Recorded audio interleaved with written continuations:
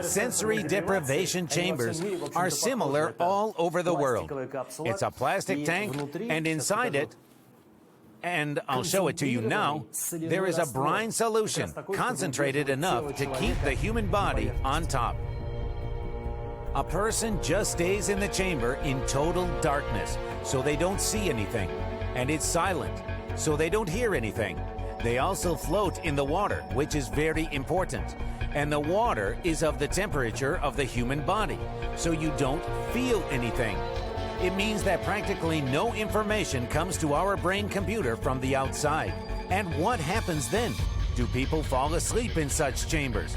Do they lose consciousness? Feel anxious? Can they stay like this for more than 5 minutes? When left alone all to itself, in most cases, a brain first starts to fill this emptiness in some way. Some music may start playing, or some thoughts start to swarm. People start thinking hard about something, remembering their problems. Further development results in the brain calming down at last, and this moment of silence comes somewhere in the middle of the session. There is an effect of being completely shut off from the surrounding world, and I'll check it for myself. Actually, you need to be completely naked in the sensory deprivation chamber, but we're doing some shooting here, so let's compromise. Okay, I'm going down now.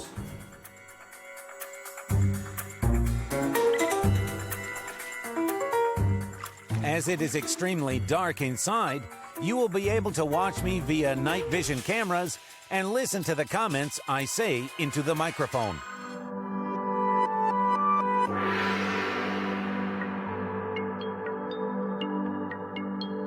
Music playing at the beginning of the session helps to adapt to unusual feelings.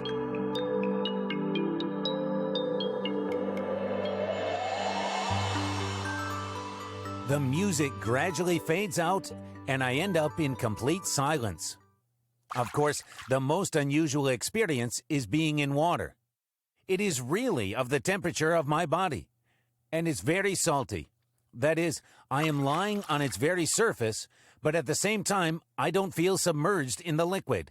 It can probably be compared to, I don't know, being in a gravity-free state.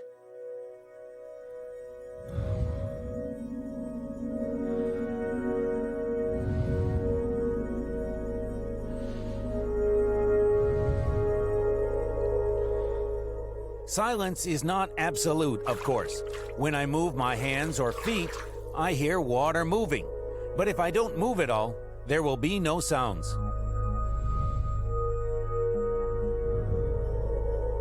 It seems like I am drawn into a slight whirlpool.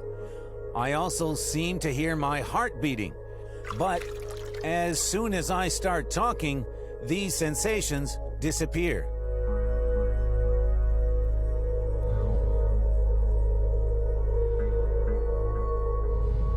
As I was later explained, the whirlpool is a reaction of the vestibular system, as if it panics in some way.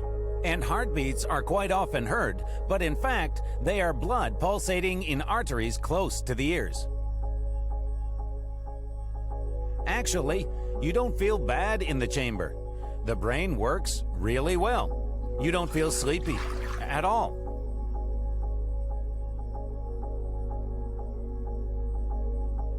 A session in the tank is 1 hour long. Well, if it were up to me, I would spend an extra half hour in there, as I left it so quieted and comforted.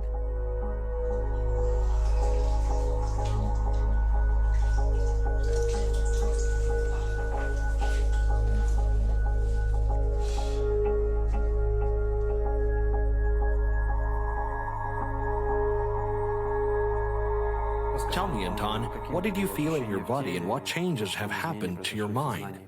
I didn't have any auditory hallucinations. That is, that was such a complete shutoff and unusual experience of being in this liquid. What? Were you drifting there? Yes, I had an impression that I was constantly moving somewhere. And after that, I was surprised about where is the wall that I should have come across a while ago. Another interesting thing is that I couldn't get myself to lose the feeling of time in a way. And somewhere at about 50-55 minutes when I thought music should play, it did.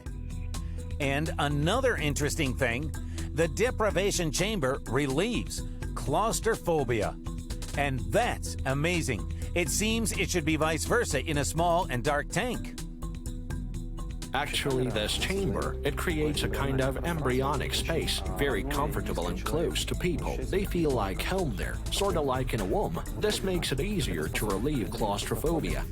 By the way, they say that the mighty ones appreciate such sensory deprivation chambers a lot as a way to reduce stress and settle their minds. From my part, I can say that this really works.